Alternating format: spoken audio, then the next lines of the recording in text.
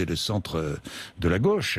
Voilà ce qu'il a dit à propos de Marianne. C'est le centre du monde, souvent. Du monde. Maria, oui, c'est vrai, oui, d'autres l'ont chanté. Marianne, le symbole de la République, a le sein nu parce qu'elle nourrit le peuple, elle n'est pas voilée parce qu'elle est libre. Vous reprendriez cette formule?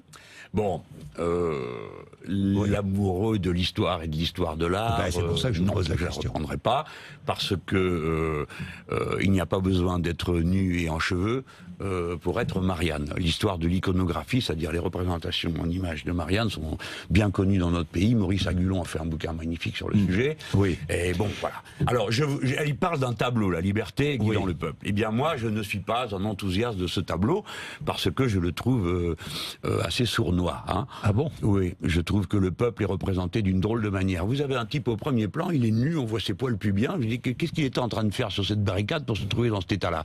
Et le seul qui est bien dans le tableau, c'est pas le gosse qui a 2 revolvers, parce qu'à l'époque, Victor Hugo n'a pas écrit Gavroche. Hein, c'est donc un enfant dénaturé avec une femme nue, un type à poil devant, et derrière, le bourgeois avec son beau chapeau qui lui est bien en ordre. Vous voyez, monsieur Bourdin, si l'on aime les images, il a le droit d'utiliser cette image, je ne le lui refuse pas, mais il faut les connaître bien, il faut avoir le goût de connaître. Et puis après, je m'en voudrais que l'on enseigne cette idée que l'on est libre parce qu'on est nu.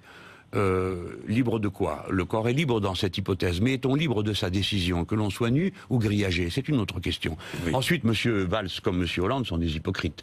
L'un et l'autre ont privatisé une plage pour le roi d'Arabie Saoudite, ils ont oublié de lui dire qu'il ne fallait pas y aller en burkini.